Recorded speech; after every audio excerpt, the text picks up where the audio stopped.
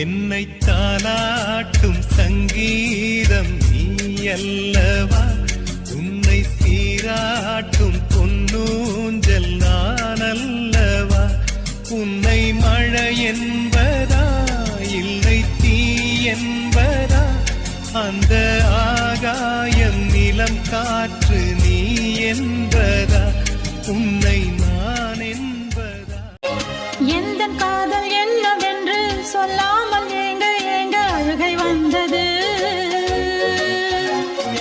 எந்த சோகம் உன்னை தாக்கும் என்றெண்ணும் போது வந்த அழுகை நின்றது.